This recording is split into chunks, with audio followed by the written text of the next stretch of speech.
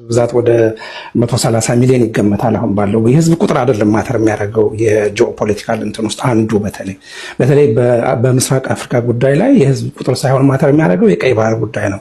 ለቀይ ባህር ደግሞ የምትቀርበው ኢትዮጵያ ሳትሆን ኤርትራ ናት፣ ኢትዮጵያ ሳትሆን ጅቡቲ ናት። ለዛ ነው ጅቡቲ ላይ እነዛ ሀገራት ሁሉም የዓለም ፓወርፉል የሆኑ ሀገራት የጦር ቤዛቸውን ኢትዮጵያ ሳይሆን ጅቡቲ ላይ የሰሩት ለቀይ ባህር ጉዳይ ስለሆነ፣ ስለዚህ ጥንቃቄ ማድረግ ያስፈልጋል።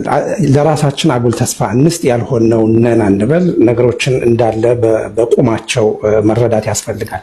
ቀይ ባህር በጣም በጣም ኢምፖርታንት የሆነ ሴንሲቲቭ ትሬድ ራውት ነው። የዓለም 40% ንግድ ከቻይና ከህንድ የሚመጣው እንዳለ ከኤዥያ ሀገሮች የሚመጣው በሙሉ ወደ አትላንቲክ ኦሽን የሚያልፈው በቀይ ባህር በኩል ነው። አውሮፓና አሜሪካ ከኤዥያ እና ከቻይና ጋር ከህንድ ጋር የሚገናኙት በዛ በኩል ነው። 40% የዓለም ንግድ በዛ በሚያልፍበት ቀጠና ውስጥ የመን ኦልሬዲ ኬዎስ ውስጥ ገብቶ የሁቲ ሬበልስ የሚባሉት ድሮን ሁሉ እየተኮሱ የፈጠሩትን ኬዎስ አይታችኋል።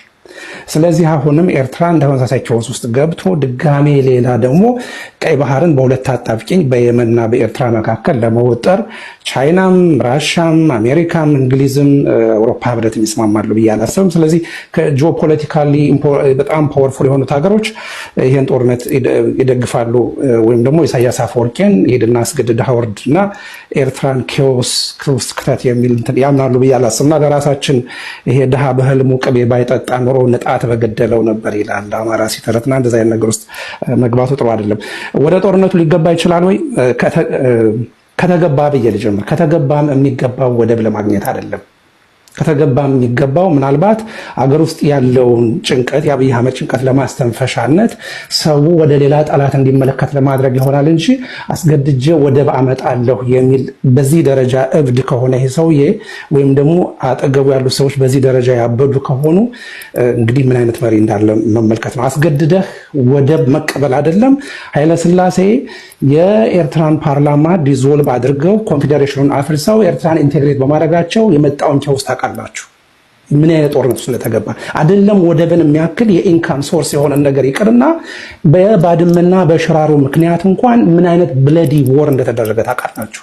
ስለዚህ ዛሬ ያለውን የኤርትራ ትውልድ አሸንፈው ለሰይ ኢሳያስን አባረርከው ኤርትራን አባረርከው የዛሬ 3-4 ትውልድ የሚነሳው ነገ መጥቶ ጦርነት ይገጥማል። ሰስተነብል ያልሆነ ነገር እንዴት ነው ወደብን የሚያክል በጣም ጥንቃቄና ሴኩሪቲ የሚፈልግ ነገር ላይ እዛው ኤርትራኖቹ ጎን በግድ ወስዶ የኛ ነው ብለን አይሆንም። እንደሱ አዋጭ አይደለምና በጦርነት ወደብን እናመጣለን የሚለው ግን ጦርነት ከተነሳ የሚነሳው ግን ለወደቡ አይደለም።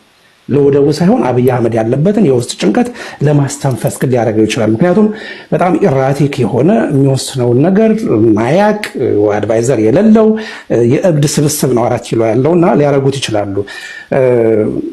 ይሄ እንግዲህ ሲሄዱ ማንን ይዘው ነው የሚሄዱት የሚለውን ደግሞ አስቡ። እሱን ደግሞ አስቡት። አሁን ካልተደረገ ደግሞ ማይደረግበት ምክንያት ደግሞ ማሰብ ማብረው ያስፈልጋል። እኔ አይደረግም ወደሚለው ነው ማደለው። 80% ላይደረግ ይችላል። 20%ን ምትዋት ለምንድን ነው? ከሰውየው ባህሪ አንፃር ነው። ነገ ሲነሳ ምን እንደሚያስብ ስለማናቅ 80% ባለው ሁኔታ ግን ሴንሰብል የሆነ መሪ እንዲያው ነገ ስልጣን ማስጠበቅ ፈልጋለሁ የሚል መሪ ግን ዛሬ ሌላ ጠላት አይጨምርም። ኦሬዲ ኦነግ አጠገቡ ነው ያለው። ኦሬዲ ፋኖ አጠገቡ ነው ያለው።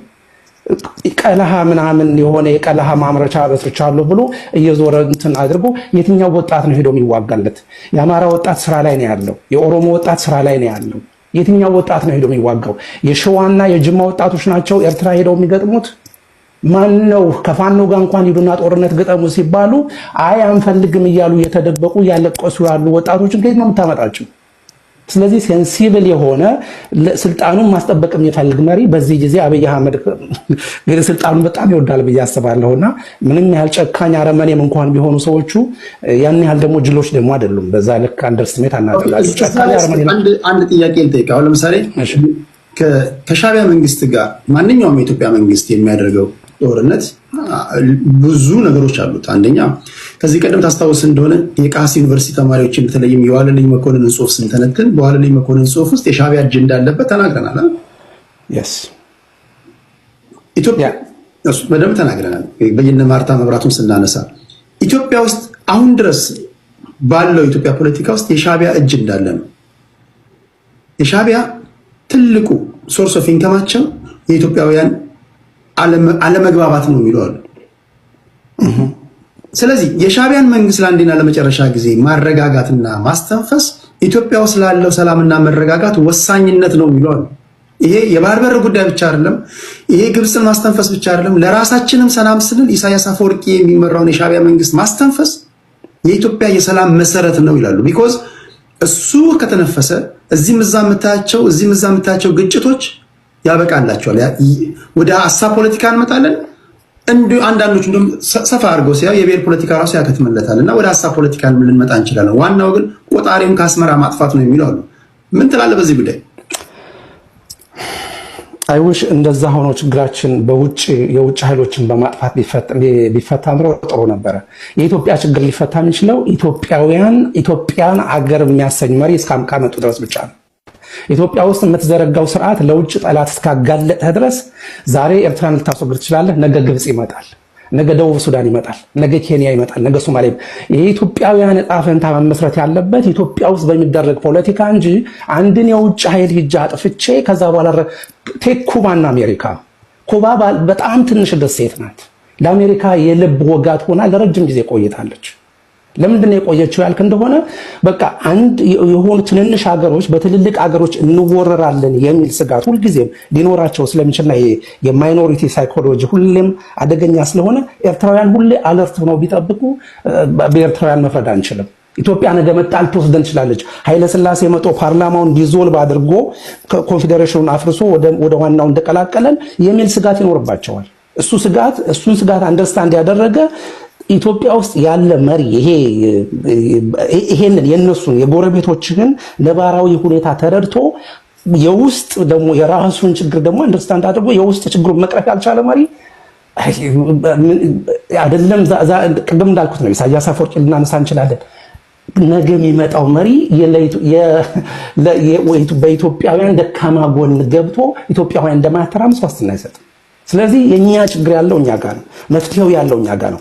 ይሄ ሀገር እንደገና ቁጭ ብሎ ተነጋግሮ አሁን ያለው ስርዓት እንደ አዲስ እስካልታደሰ ድረስ የማንም መጫወቻ ነው የምንሆነው። this is the weakest point in Ethiopia's history። በነገራችን ላይ እንደ ሀገር እንደ ፈሪ ማንም የተዳፈረን በዚህ ጊዜ ተዳፍሮ የሚያቀይ ጊዜ የለም።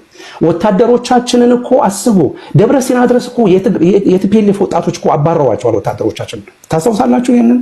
ስለዚህ ከየትም ሀገር ጋር ለመግጠም ሬዲ አይደለንም። ይሄ ነባራዊ ሁኔታው የሚያሳየው ይሄ ነው። የድሮ ታሪካችን በደምና በአጥንት የተከፈለበት ነበረ።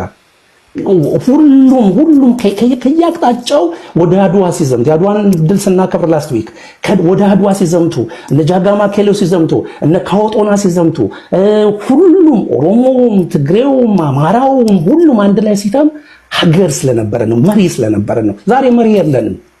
መንግስት የለም። ዛሬ መንግስት አሁን ያለው የሰፈር ጎረምሳ አውደልዳይ ግማሹን ለራሱ ግማሹን እንደዚህ የሚያደርግ መሪ ነው ያለው።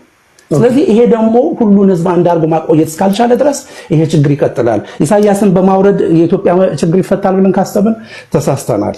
ይሄ ነው ቴዲ። አንድ የመጨረሻ አጀንዳ ይኖረናል። የባህር በር ልናገኝ የምንችልበትን መንገድ እሱን እያሰብክ ተጠብቀናል። አማራ ስትሮንግ ከአያናና ከቢግ ብሮ ማን ነው? ቢግ ብሮ ከዛ አያና ከዛ ጆሲ ከዛ ዘራቀው ማለት ከታችኛ እየጠበኩ ነበር። አቤት ቴዲ፣ እኔ የተወሰኑ ፖይንቶችን ነው የምናገረው። ማለት አንተ መጣለ ዘራቀው ከታችኛ እየጠበኩ አላለም። የጋዝ ወረፋ አስመሰልከኝ። ከገባበት ጊዜ ጀምሮ ነው የሚቆጠረው። መጣለ ዘራቀው ብላን። እሺ ቢግ ብሮ ምን ትላለህ? ኢትዮጵያና ኤርትራ ወደ ጦርነት ሊገቡ ይመስላል? አዎ፣ ምክንያቱም ምን መሰለህ እኔ ሳስበው የኤርትራን ሳይድ ብዙዎቹ አልነካኩትም። ማለት ብዙ ሐሳብ ተነግሯል። የኤርትራውን ሳይድ ብዙዎቹ አልነካኩትም። ምክንያቱም ኤርትራ ሻዕቢያ ማለት ነው፣ ይቅርታ ሀገራት ተጥሩ ብላል። ሻዕቢያ እስከዛሬ ድረስ ኢትዮጵያን ምልህ በተለያየ መልኩ ሲያተራምስ የነበረው ያው ትውልድ የአሁኑም ሊሆን ይችላል ወይም የወደፊቱ ትውልድ የሚያነሳበት የሆነ ጥያቄ ሊኖረው እንደሚችል ስላወቀ ነው። ገብቷል። ምክንያቱም በኢፍትሃዊነት የተወሰደ 1500 ኪሎ ሜትር የባህር በር አለ። ያንን እያወቀ ዝም ብሎ ቁጭ የሚል እንትን ይኖራል በየ እኔ ግማሽ ኤርትራዊ ግማሽ ኢትዮጵያዊ ነኝ። ሲሪየስሊ ነው የምነግርህና ግን ይሄ ትክክለኛው ነገር ህሊናዬን ነው የምሰማውና ዝም ብሎ ዘላለም ቁጭ ብሎ ያየኛል የሚለው ትውልድ አይኖርም ብሎ ያስባል። ገባና ስለዚህ ከሩም ጀምሮ አይተ ከሆነ እነ ግንቦት ሰባትን እየወሰደ ሲያሰለጥን የነበረው ዝም ብሎ ወይ ኢህአዴግን ስለጠላ ወይ ደግሞ ለኢትዮጵያውያን አዝኖ አይደለም። በቃ ሴኪዩር ማድረግ የሚፈልገው ነገር አለ። አሁን ሰው ዝም ብሎ የኢትዮጵያው ሳይድ እንደዚህ ነው ምናምን በኢትዮጵያ በተለያዩ አቅጣጫዎች ያሉ ታጣቂዎችን በመርዳት ማለት ነው አገሪቷን ደካማ ካደረገ በኋላ እንደውም አሁን ድምጥማጧን መትቼ ያለ ይሄ ወደፊት ሊመጣብኝ የሚችለውን አደጋ ከስር መሰረቱ ነቅላለሁ ብሎ ስለሚያስብ እንደውም ከሻቢያውን በኩል ትንኮሳ ይኖራል ብዬ ነው የማስበው። የኢትዮጵያውያን ብቻ ጉልበተኛ አድርጎ ማሰብ ትክክል አይደለም። ከዛ ሲቀጥል ምንድነው የኢትዮጵያ መንግስት ደግሞ ዶክተር አብይ አገሪቷ ላይ ያለውን የኢኮኖሚ ውድቀት ያያል፣ ህዝቡ ያለበትን ችግር ያያል። ሰውየው ዝም ብለህ ስታየው የሆነ ናሽናሊስት ነገር ነው። ግልጹን ለመናገር ማለት ናሽናሊስት አለበት፣ ናሽናሊዝም በጣም ናሽናሊስት ነገር ነውና ውጭት ይኖርበታል። ዝም ብሎ ይሄ